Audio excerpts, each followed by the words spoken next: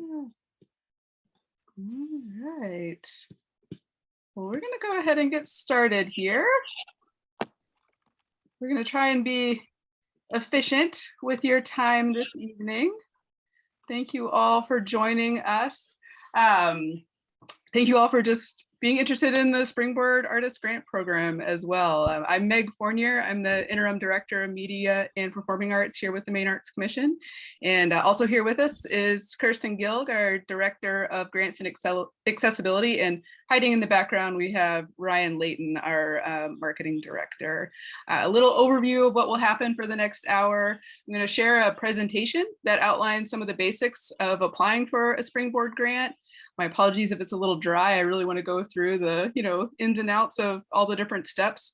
We'll also do a virtual tour of the grant management system.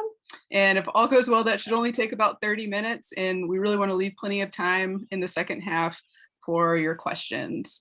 You're welcome to post any questions you think of during the presentation in the chat box. Kirsten here will be keeping track. Also, like I said at the beginning here, as you all are coming in, feel free to introduce yourself and let us know where you're joining from. If you haven't muted your mic yet, you might want to go ahead and do that. It looks like this was set to have everybody unmuted when they came in. So if you don't mind muting yourself until it's time to maybe ask a question, that would be great. We are recording this meeting to post to the website as a resource on the Springboard Grant pages. And we'll also share that link directly with you all that are registered for this event so that you have it right in your inbox to go back to reference. Before we begin, I want to acknowledge that the Maine Arts Commission is located in the homeland of the Wabanaki, the people of the Dawn. We recognize and honor the Abenaki, Maliseet, Micmac, Passamaquoddy, and the Penobscot Nations and all of the Native communities who have lived here for hundreds of generations in what we now know as Maine. And all right. We've been doing Zoom for so long and still get lost in my screens here. All right, so I'm going to go ahead and start this presentation. And like I just said, if you have any questions that come up as the presentation is going along, please do feel free to post them in the chat box. We'll try to get through the presentation first before we start answering any questions. But if you really have a burning question, you can raise your hand or let us know that you'd like to ask something in the moment. So I'm going to share my screen again here. And of course, we are working at home. That's my dog. Apologies for that. She's a little feisty in the evenings. Bear with me. All right. So for those of you that might be new to the Maine Arts Commission, I'll give you just a quick overview of who we are. We are a state agency. We are part of the state of Maine government. We are part of the Maine State Cultural Affairs Council, which also includes the Maine Historic Preservation Commission, Maine State Library, Maine State Museum, Maine State Archives, Maine Humanities Council, and the Maine Historical Society. Each of these organizations has its own mission and practices. We at the Maine Arts Commission have a focus on granting funds to arts entities of Maine.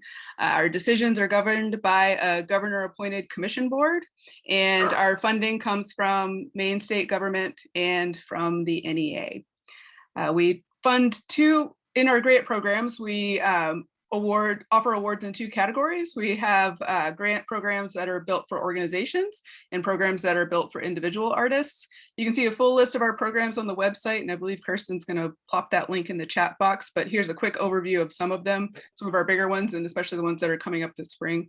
But we have our organization operations grant, organization project grants, and then on the artist end, we have the artist project grants, fellowships, apprenticeships, and we have this new Springboard Artist Grant. And the Springboard Artist Grant was just created last year. And before that, the project grants that were available were just this one artist project grant program for $2,500. And the reason why the Springboard Artist Grant program was created was really to focus on helping emerging artists and individuals who are new grant seekers or artists that maybe have had some difficulty being funded through a grants process. So beforehand, where everybody was in the same competitive pool of applications with artists who maybe have decades of experience applying for grants, we wanted to create this pool that really separated out the first-time grant writers where they were being reviewed against other first-time grant writers as well. So through this program, funds assist individual artists with things like the creation of new work, continuation of existing practices, participation in professional development programs and activities, and anything else that sort of floats between those different categories. The funds can be used for things like materials, equipment, production, installations, tours, planning, exhibition costs, documentation of work. The list really kind of goes on and on and on. If you ever have any questions specifically about things that funds can cover, you're always welcome to reach out to us. And I'll note that a couple of times. We're here to help you all. Please do reach out with any questions. The projects can be in any discipline and any scale, meaning, this could be a project that the expenses total $800, or the project expenses could total, $25,000, $50,000. They really can be on any scale. You can't apply for both a Springboard Artist Grant and an Artist Project Grant. That is one decision that you need to make, going into the application process. Some eligibility requirements, the full list can be found on the website, but some points that I wanted to make here. Who can apply? So individual artists or artists that are part of an artist collective can apply. And that artist collective piece sometimes triggers a little question mark of what does that mean? That could be, a group of dancers that are putting on a production together. So you have your lead applicant who is applying for the grant, and then that grant funding would be going towards a project that includes multiple dancers. Same thing with a public art project. You might have multiple artists that are involved in the creation of this public art project, but you have one lead artist that is applying for a Springboard Artist Grant on behalf of the group. So the funds have to be used within the award cycle, which in this case for this year is July 1st, 2022 to June 30th, 2023. 2023 just seems so far into the future. Can't believe that that's 1 year away. You must be a current Maine resident who has resided full-time in Maine for at least 1 year immediately prior to the application deadline. And you also need to be a Maine resident throughout the project period. If you have any specific questions about your specific circumstances, again, please feel free to reach out and we'll help you look through those dates and make sure that everything's all okay if you've recently moved to Maine. You need to be 18 years of age or older by the application deadline. And you can't be an enrolled student at the start of the award cycle. This is something that's actually kind of new. It used to be that you couldn't be an enrolled student at the application deadline. We've changed that for this program. So, things like graduating seniors, people that are finishing a certification program in the spring can actually apply as long as they have graduated by July 1st of 2022. You can't have received a grant from the Maine Arts Commission before. There are a couple of exceptions here. Awardees of relief funding, such as funding that was distributed through CARES, our artist relief programs, the ARPA funds that we just distributed, those are different. And if you received one of those grants, you can still apply for the Springboard grant program. Same thing with apprenticeship awardees. If you have received or have been a part of an apprenticeship program through the Maine Arts Commission, you can apply. You just can't have received other kinds of grant funding from the agency. If you have any questions about that, again, feel free to reach out. The other two things, you have to have a Maine Arts Commission account because you have to apply through our grant management system, and I'll come back to that in a bit. And you also have to have a state of Maine vendor code. That is so that the state can pay you your grant funds, and I'll come back to that as well a little later. So again, all applications have to be submitted through the online application portal. The application includes both an online form that you have to fill in, and then there's also an area where you can upload supporting documents that are required. So the online form requirements, there's multiple pages, and I'm actually going to walk you all through that here in a bit. But the gist of that is it'll ask you some narrative questions, and those include providing a brief bio of yourself and your creative work, explaining your project, its goals, and how the funding will be used, and explaining how the public will interact with the project. You'll also have to fill out a budget form, which we'll take a look at that here in a bit as well. For the uploads, you can have up to 10 pieces of support materials. There are some that are required, and then others that are optional. but the total amount has to be 10 items or fewer. So the required items are, you need to provide a resume or a CV for yourself, or a bio if you're the only artist. If you, going back to that idea of applying as an artist collective or as an artist that's utilizing other artists in a project, it's important to also include bios or CVs for those other artists that are involved or those key participants. Artistic samples of some sort. So if you're a visual artist, having photos of your either prior work that shows some idea of what this new work might look like, or if you have photos of work in progress, things like that that are relevant to the project. If you are doing something in media, you can of course include video as well. And the one guideline there is that it has to be 5 minutes or less. And you can also include audio. So there's a couple of other little examples there. So in addition to that, you can include other support materials that you feel are relevant to the application that you are submitting, as long as the total doesn't go over that number 10. All right, so now we're actually going to take a quick look at the grant management system and how to create an account. Before I go into that, does anybody have any questions while I'm switching this sharing screen? Not seeing any, so I will go ahead and get us into the grant management system.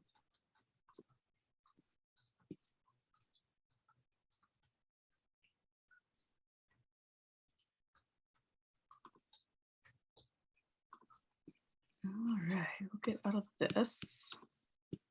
There we go. Can you all see the login screen there? All right. Yep. So if you haven't created an account yet, the first step that you'll take is you will go to this login screen, which I think Kirsten's dropping the link in the chat, but it's also on the Springboard information page. I, of course, have an account there, but if you were a new user, you would click and it would take you to a screen to create an account. And it asks some very basic information. You'll create, a username, you'll have your email address attached, the basics, and then it'll just ask you some contact information and you'll register, simple as that. It'll send you some confirmation emails and then you'll be able to log in with that information. If you run into any trouble along the way, we can help you out by finding your user account. If you think that you may have created a user account in the past and can't get into it, we can help you hack the system, so to speak. Not really, but we can help you get into your account and reset your password. So if you have any question about that, we would rather that you check in with us first, because we want to avoid duplication in the system. So feel free to reach out to us at any time to ask about any prior accounts. Once you have an account and log in, you'll end up on a screen that looks a little bit like this. So it'll show you all of the grant programs that are available to, or that are open to applications at that current time. So in the case of the Artist Springboard Grant, you would go into that program. Oh, it wants me to sign in. I'll sign in.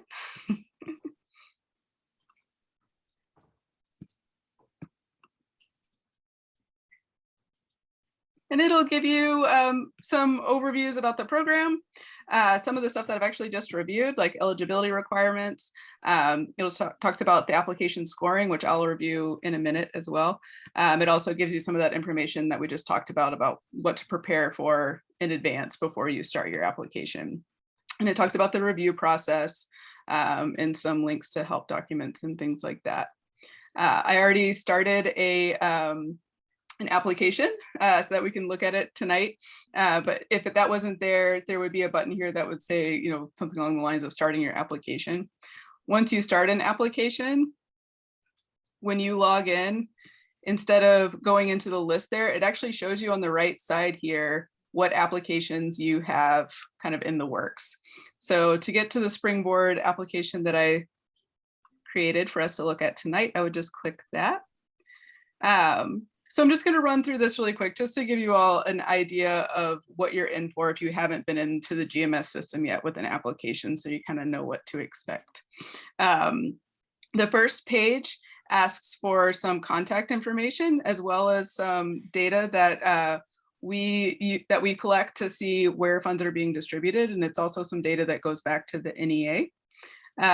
So there's some very basic things like your name. Name pronunciation is a new field that we've added, and that is for the public review. So we always want to pronounce names as accurately as possible. So if, many of the reviewers and facilitators will look that up in advance, but maybe that information is hard to find. If that is something that you want to provide us, we'll be looking at that field to see if there are any pronunciation notes so that we can honor your name in the most accurate way possible. There's, of course, information about address, and note that is your payment address. So this is the information that needs to match what you're putting in your vendor code application, which again, we'll take a look at that in a bit, but that is what sets you up in the state to receive that grant funding should you be awarded a grant.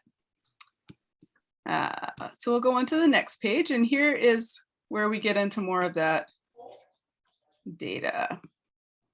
All right, so first it's going to ask you for your project title. Keep it short and sweet, something that is relevant to what your project is.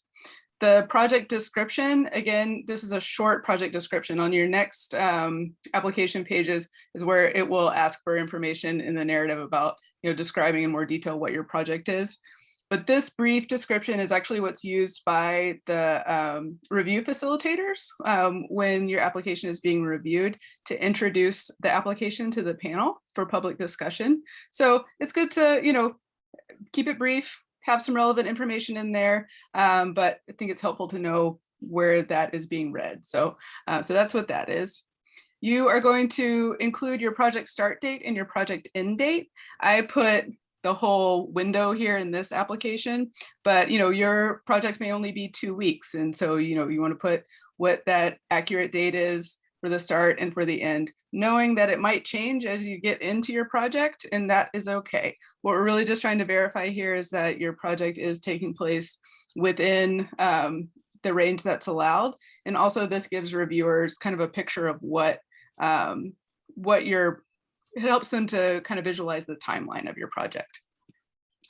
Then it asks questions like your project discipline category, project discipline, artistic discipline. The difference between these is, so the project discipline category would be, I've created this application as like a dance performance with multiple dance artists. So the overall project discipline category is performing arts. The project discipline, like the specific discipline that it is dance. Other options are things like music, actually I can pull it down, opera, painting, graphics, it runs the full gamut. And so you just want to try and pick what you think best describes the discipline of your project. And then artistic discipline might be, where do you identify as the artist that is applying for this funding? So in this case, I put ballet. I'm pretending that I am a ballet artist in this case.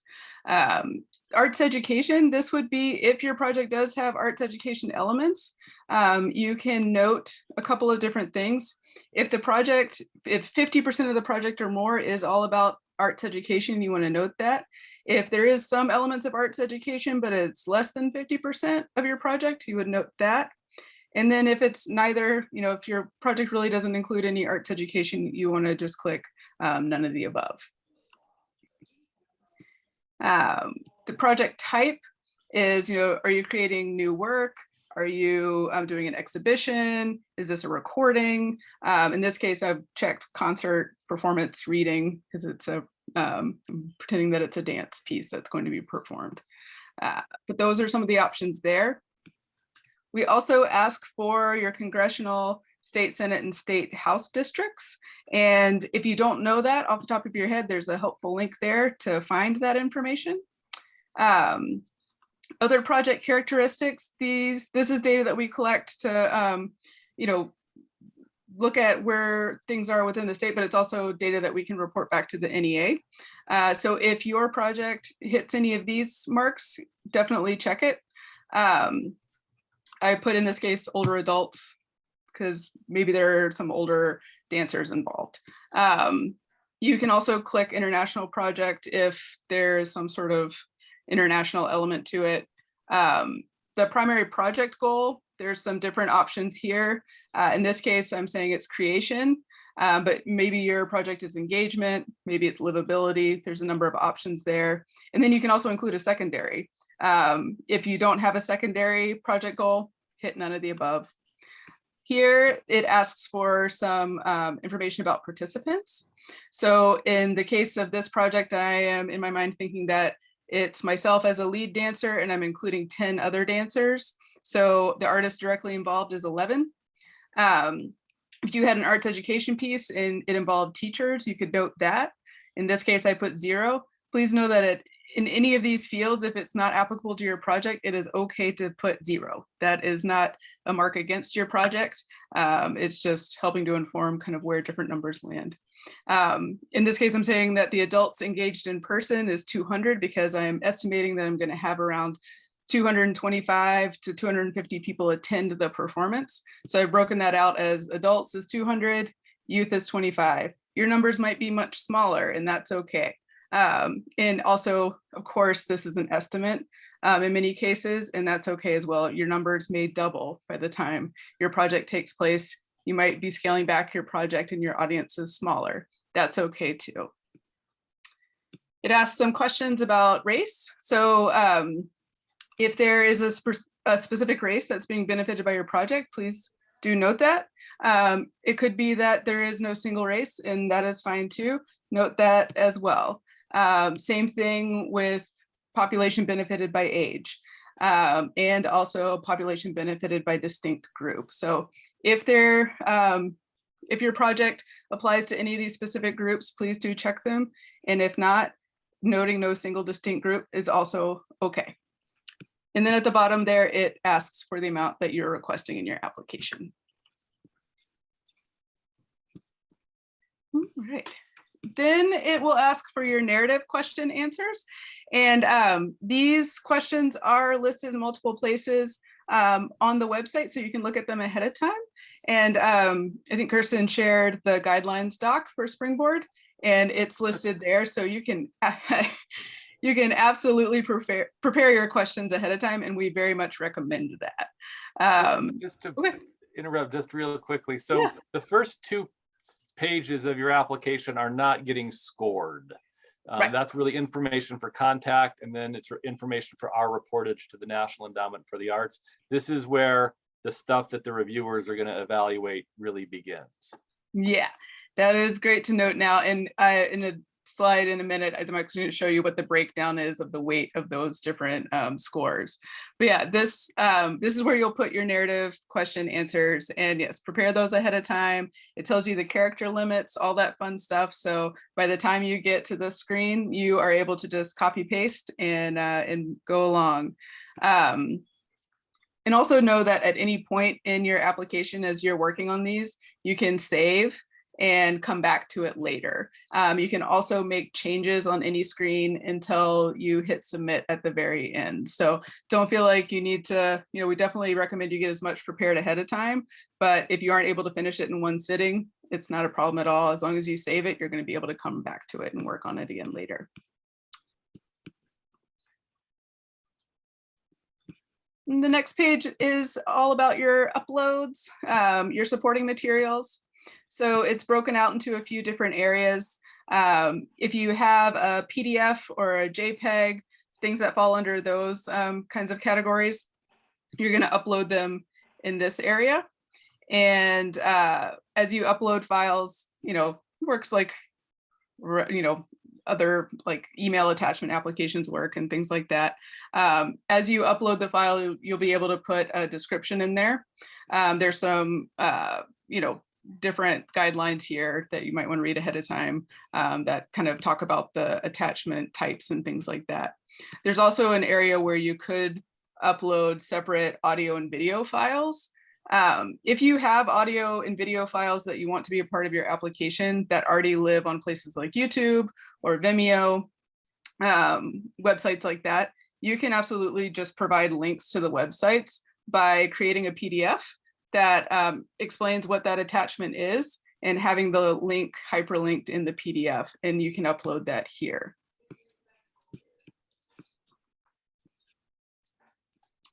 And then your budget form will come next.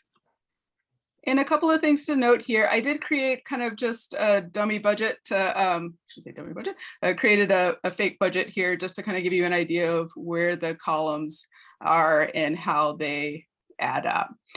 The way that this is set up is it's divided into different sections. You have the funding from this grant, which is this column here. You have the funding from other sources, which is this column here. And then these columns add up together automatically to give you the totals in the total column. So for this grant, you want to include any expenses that you have that are covered by this particular grant. So in this case, I've noted that I'm asking for $1,500.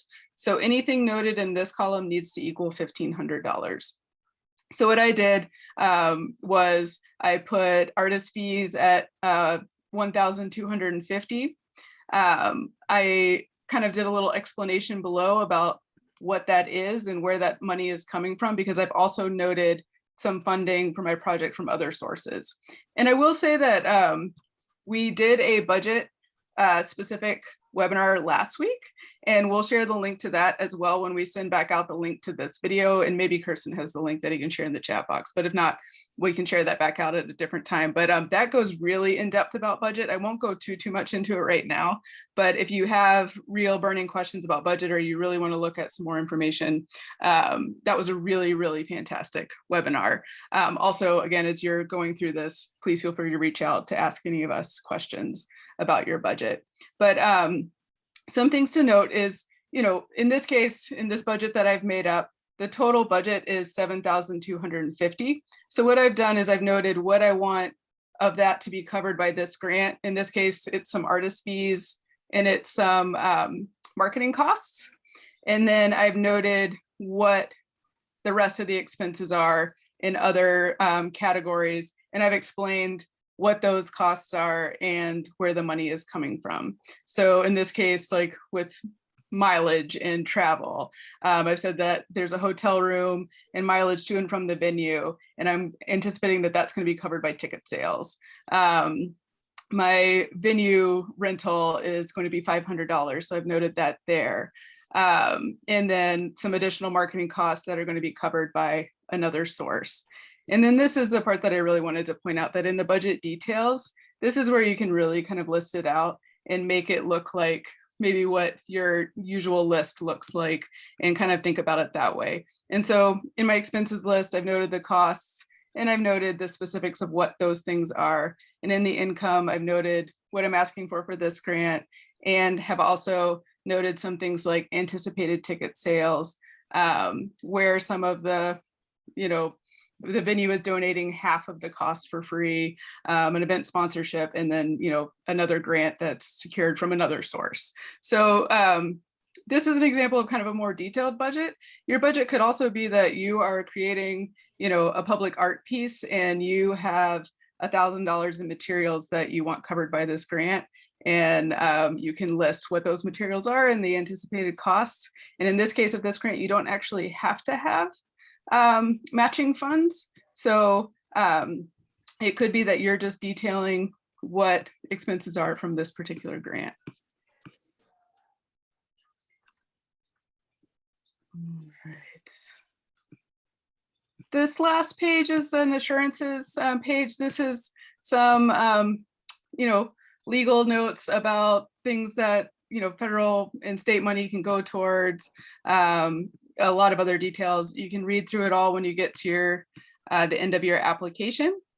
But there is this assurances form that you'll fill out, and you don't need to. Yeah, you just need to click the check box at the end. Checkbox, sorry. That's just for your own records, and it's really just kind of the whatever Apple makes you sign to use their products. This is our version of that. That just says don't use the money for illegal stuff. and we're okay. I mean, you can read all of it if you want. It's mostly for organizations, but we have artists do it too. It just means that you're not going to use the money for illegal stuff. Yeah. There used to be a form that you had. So when I saw that and I saw the assurances form linked, I was thinking that was the old had to sign it thing. Nope. So you're going to click that right there. Yeah. The little I agree button at the bottom. It's that simple. That's perfect. All right. Click that. Click that. And then here is one of the last things that you need to check before you submit your application. And that is that you, again, is making sure that you have filled out a vendor form to get a vendor code. And I'm going to show you all what that looks like if you haven't seen it before. This basically replaces a W-9 with the state. So you're going to fill out your contact information. This does include your social security number and, you know, your payment address, physical address, and you're going to need to sign it and get this back to us. And of course, this is sensitive information. It's not stuff that we hold on to in the office when, you know, paper's floating around. It gets logged into the system and then the paper trail goes away. So you need to fill this out as a new applicant or a new request if you have not gotten a vendor code in the past. You also need to fill it out if you have moved. And this is another thing that you can check in with us about if you have any question about this, if you're not sure if you filled out a form before, or if you're not sure if it includes your current address, you can always check in with us, or you can always just go ahead and fill out a form and send it in. But that is a very important piece of paper that does need to be filled out as a part of this process. The state can't pay you your grant funding if you're awarded a grant without a vendor code in the system. All right. So stop the share for a second and switch screens here. We're just going to talk very quickly about the review process, and then we'll be ready for some questions. And thank you all for bearing with us here. I know this is a long, dry presentation. All right. So, all right, once the deadline is passed, the applications are first reviewed by our agency staff. And that's just to make sure that there aren't any red flags of like, looks like, you know, maybe some uploads didn't attach correctly, or if it looks like somehow the narrative question answers got wiped from the application. We're looking for things like that. And we'll reach out to you in a couple of days after the deadline if it looks like there's something funky going on with your application, and let you know if there's, you know, something that we need to get fixed with an upload, something like that. Once that happens, our staff does not review and score the applications. Those are read by panels of Maine arts and culture professionals that have expertise related to the grant program. So the panelists submit scores based on the review criteria, which is the next slide. Then award recommendations based on those scores and available funds are submitted to the Maine Arts Commission for final approval. That's kind of like that board of directors for the commission. The commission's appointed by the governor, and so they get final approval. And then after that final approval happens, applicants are soon notified of the awards and how to access their review meeting notes.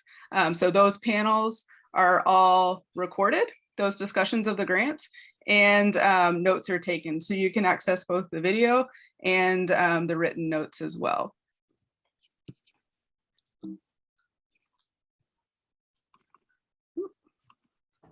All right, so the criteria. So as Kirsten mentioned, all that, you know, the first couple of screens of information, that's really just data that is being collected.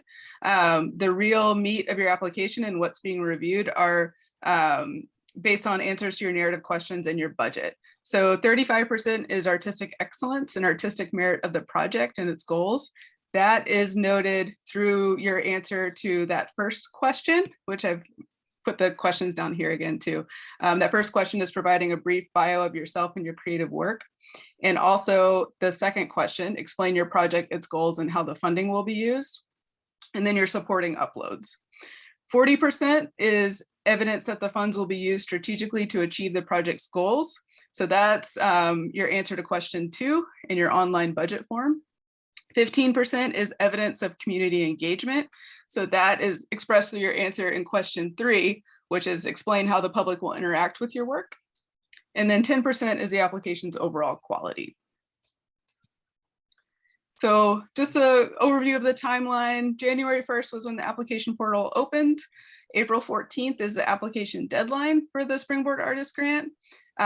Throughout late spring, those review panels will be happening where all the applications are read and scored.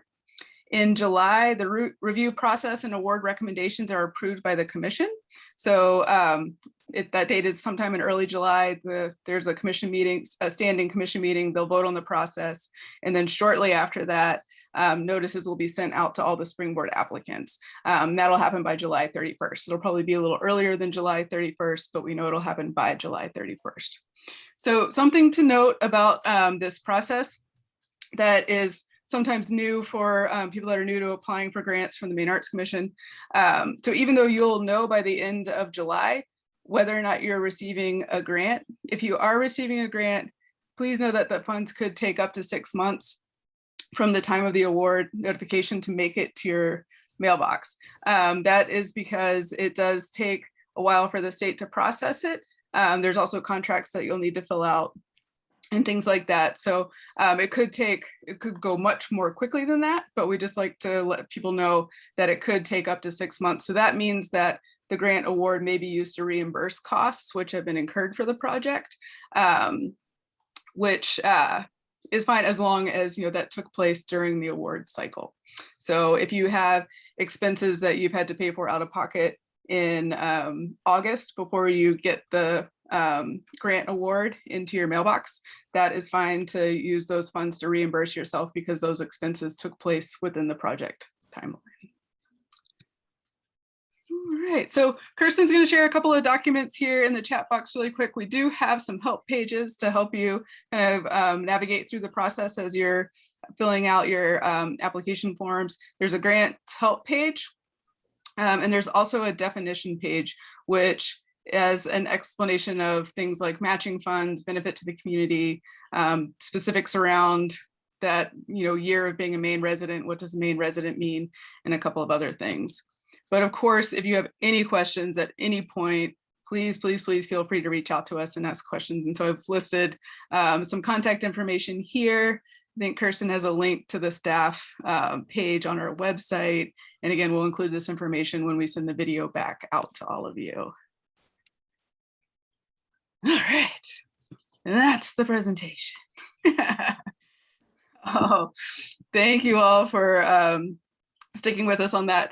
What I wanted to get kind of into those nitty-gritty elements just to kind of give a heads up of what the inside of the grants management system looks like, what those specific questions kind of look like in the form, things like that. So I'm sure that some of you have questions. So I'm going to go ahead and open it up for those. And Kirsten, were there any questions that popped up in the chat box? There were a couple that I answered as far as the examples of the livability category, which means sort of quality of place, basically. If it's a public-based, improving your community in some way, that's the language around that we're using is called livability. So the community project that you'd be doing. Great. And then there was a date range for materials purchase, and basically the date range, I'm not sure I understood that, but basically we asked for the date range of your project, which may or may not align with our funding cycle. So if your project is only taking place in August, you'd say August 6th to August 26th, if that's the really time period of your project. But likewise, if your project is ongoing and say it's a 2 or 3 year, a multi-year project, we wouldn't be able to support all of it, but we could support the part that takes place within our application cycle. And you just would really want to be clear about that, to say, this is a project, I started it back in 2020, and I did this and this and this, and now I'm at this part of the project that I'm seeking funding for that's taking place between July 1st, 2022 and June 30th, 2023. And then even maybe say, and beyond that, there's another 2 years of tail on this. This is going to happen. But right now I need funding for the cinematographer or whatever, facet of the project Yeah. you're trying to get done that time period. And to piggyback on what Kirsten just said, I will add, if you're doing that, there is a limited amount of space to describe your project, and giving the contextual information about the whole project that might fall outside of that project timeline that's eligible for our grant program. Make sure that you do reserve enough space to really describe the timeline of how these particular funds are being used. I have seen that happen in some applications where so much space was used to describe the lead up and what might happen in the future that they didn't really provide enough detail about what's happening in that specific project period. That kind of deep information is great as support material uploads. Yes. That you can refer to and say, see the full timeline as an upload. And that's how you can get a lot more information there, should the reviewers want to explore that. Great. So Kirsten, there's a great question here about vendor forms. So Scott has mailed a vendor code application in and hasn't received verification. What is the timeline like with getting those vendor code numbers into the grants management system? So the way the vendor code works, check your user account, because the way it works is that we get the form, we check it off and put it into the Department of Accounting, and they process it and they assign a special 10-digit state vendor number to you as a person or you as a business. And then they tell us that it's in the system, and we look at it, and then we attach it to your account within our grants management system. So if you can go into your account and you can see it, then the process worked and it's great.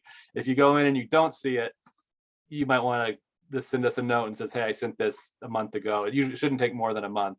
Usually it's a couple of weeks that that you sent it in, and just wondering where they were in the process, because sometimes things do get dropped, but that's usually how it works. So once you send us the form, we should be done if everything goes right.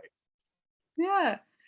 Scott also asked if the funds can go towards paying for an artist residency opportunity. Yeah, professional development is absolutely something that you can apply for.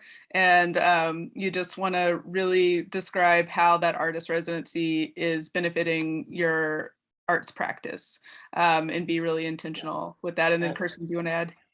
And also it can take place out of state. If it's going to you as a Maine resident, that residency can be in Finland or California or wherever that opportunity is.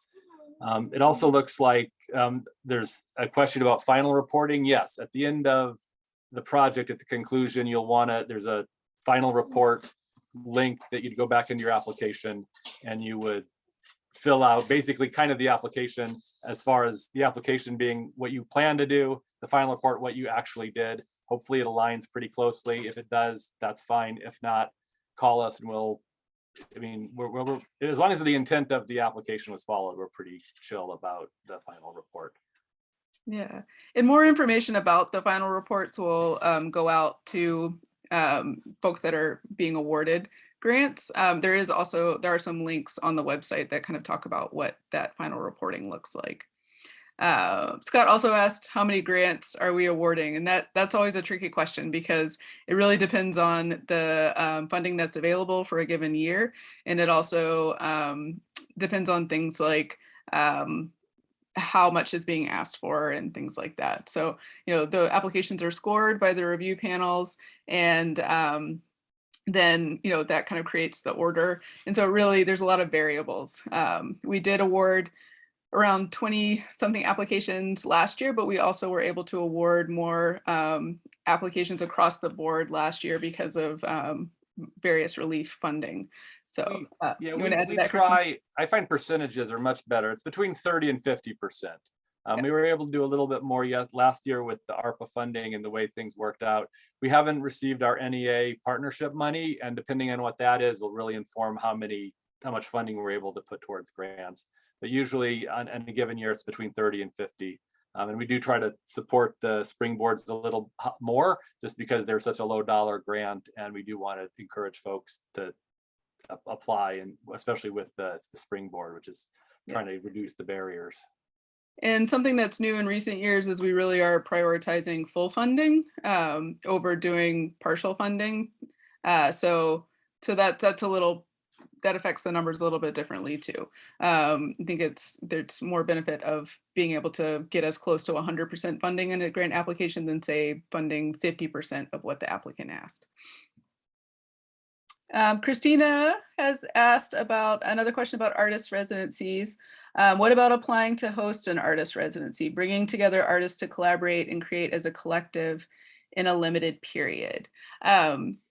This could fall under that artist collective kind of. So if there's a lead artist that is applying for the application, it could include collaborative projects that involve other artists, which an artist residency type structure could fall within that for sure. Did you want to add to that, Kirsten? Yeah, originally these have sort of evolved from projects where an artist does their work. And that's, we realized was somewhat limited, and really wanted to give creatives kind of more options. And while a certain amount of this is about artists doing their work, if that's what you want to get funded for, as long as there's kind of a community component, we really do want to support kind of anything you think will advance your creative practice. If that's working with another artist and paying for their time, or doing professional development sessions, or really working in a community setting, or with kids in a school, if you think that's kind of what you want to do, but the schools can't pay you because they're schools, or whatever. So it really is, it's open, and the kind of the limitations are just the competitiveness around your being able to tell your story around those 3 central review criteria, and what the project and how that aligns with those. Scott asked, back to the residency questions too, do you have to have a residency opportunity secured by the time you submit the application? I would say that this one is another kind of tricky one, and it really depends on what the exact opportunity is and how you're able to describe it in your narrative. If it hasn't been secured yet, if there's some way of noting that it is very likely that you're going to be admitted into the residency, it might sit okay with reviewers. But I'd say in most cases they'd want to know that you've been accepted into the residency program. Kirsten? Yeah, the more specifics you can put into your application, the better the reviewers will respond to it. So, just in general, they really want to know what kind of the funds are being used for. But that said, if you get funding for an opportunity you're not able to take advantage of, the worst thing that happens with the grant is you return the money, and that's it. So I mean, if you want to get a grant to attend, I mean, I'm not saying you should do this, but if there's a film festival that you're wanting to attend, you want to go to Sundance, and you say, I need this funding, I'm planning to go to Sundance these dates, from this grant, something falls through and you're not able to attend that film festival, you've got 2 options. Basically, you call us up and say, the Sundance thing fell through, can I apply this funding to attend a separate film festival somewhere else? And we say, well, give us the parallels between this new festival and Sundance and what it's going to do for your creative practice. And if you can kind of connect the dots, then probably that kind of modification will be fine. If you're like, geez, I'm done filmmaking, it was a waste of my time, I'm never touching a camera again, we say, okay, just return the money, and good luck applying for a grant for whatever your new creative practice is. So there really isn't a downside for not being able to use the grant money. It's unfortunate, and we'll try to work with you if you can, but if you can't use it, you just return it. That's all.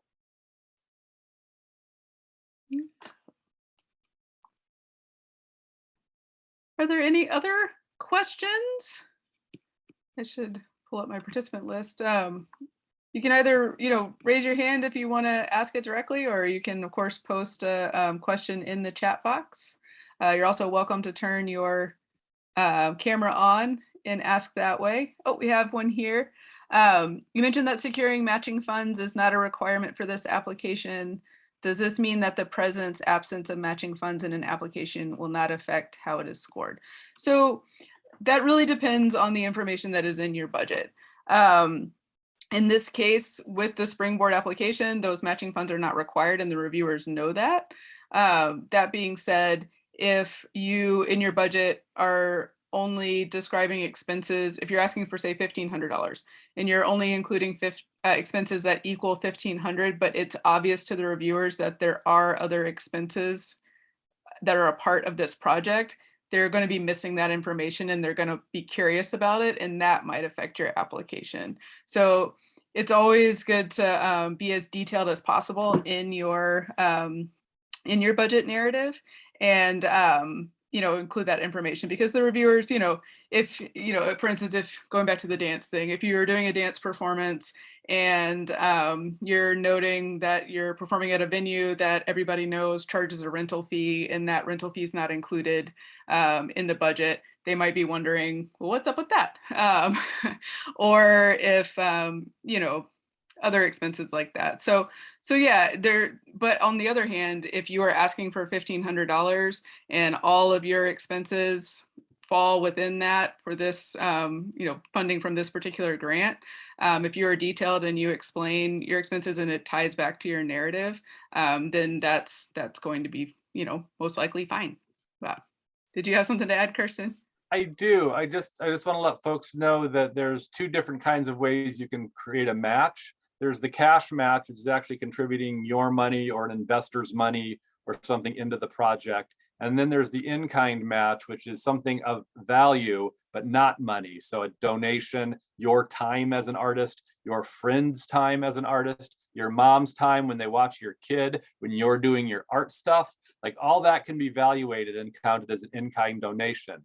So it really is nice to try to think about those kinds of expenses when you're building your budget, because it does show reviewers you've got some skin in the game. I don't want to say it's not competitive when you just say, I want $1,500 to do this and I'm not going to add it, just give me the money and I'll do it. That is a bit of a tough sell. Not to say that never happens, but you're going to be competing against other applicants that will probably say, oh, I'd love $1,500. I'm going to put $1,500 worth of my own time valued at $25, $50 an hour. And I'm also going to have this collaborator who's working with me for half the price, and I'm going to pay them out of my pocket, and then they're going to contribute another, $1,000 of value, however that works. So it really is good to kind of think about the in-kind value as well as just the cash match. Yeah. And if you have questions about how to value time, that is a tricky one, and it's tricky from discipline to discipline. There are different calculators out there, like there's the wage calculator, which is an acronym, WAGE. And there are some industry specific ones that you can find. And I'll make a note to find some of those to include in the email when we send you all the link to this video. It helps to get sort of like industry specific benchmarks of how to value. I mean, you look at like a video, if you're doing creating a film and you have somebody donating their time as an editor, that can be upwards of $100 an hour, and that is an industry standard. So sometimes it's helpful to go to the internet to help if you're not quite sure where those numbers land. The Department of Labor has a lot of stuff too, both state and national. Yeah. Do we have any other questions?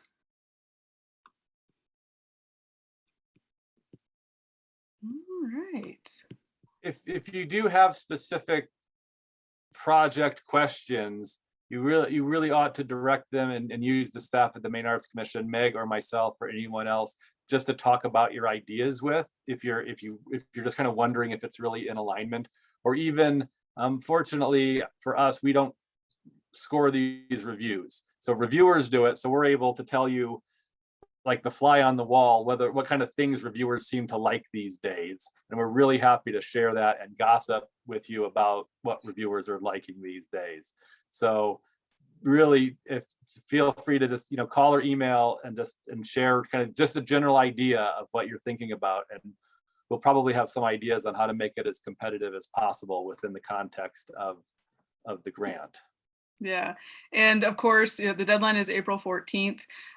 We want to help you with all of your questions. The sooner you can get those questions to us, the more time we're going to be able to spend on your particular question. So if you haven't started an application yet, start digging around in the GMS, look at those narrative questions, start thinking, and the sooner you get those questions to us, the more time we're going to be able to spend. And that's what we really want. We want to be able to really give you some focused time. All right. And just one last little bit before we go. Also, a useful thing that we do is that we've started recording a lot of things that we do at the agency, like these workshops. We will also be recording the reviewer session when the panelists talk about these applications. That'll be available to you, as well as notes and feedback about your application. So it's just a good, just kind of getting in the mix. Even if you don't get an award, you start building your skill set. And if you're interested in grant writing as one of the tools in your artist toolbox, it's a really good entry point, and you just can keep practicing and kind of like, you know, if you don't use the grant money, you got to give it back. If you don't get the grant, there's no black mark that goes next to your name. You just try again and do better next time, and use the foundation and the notes to improve your grant writing skills. And after a couple applications, you'll be a lot more competitive. It's just, and it's kind of free training in that sense. Will Springboard grants be offered again next year? The grant programs are reevaluated each cycle. So can't really say a definitive yes or no, but I certainly hope so. but yeah, the different programs are reevaluated each year. So Springboard is relatively new. We really like it right now. And I don't think there's any reason why we'd think we wouldn't. Yeah. You know. Yeah, and this program sprang out of Springboard, sprang out of you know, a need that we saw in the field to kind of create this space for first-time applicants. So that this came out of that review process of thinking about what needed to be adjusted and what needed to be offered in a, you know, new cycle. So yeah, so hopefully yes. All right. Well, great. Well, we're coming right up on 7 o'clock. So we'll wrap this up. And again, we will send this recording out to you all, and please do reach out with any additional questions. And just one last thing to add, if you have artist friends that are interested in grant seeking as well and are first time applicants, spread the word to them too. We'd really like to see interest in this program and be able to support artists through the Springboard if they're not comfortable with grants quite yet. This is a great opportunity for them too, so tell your friends. All right. Have a good evening, folks. Thank you. Bye, everybody. Thank you.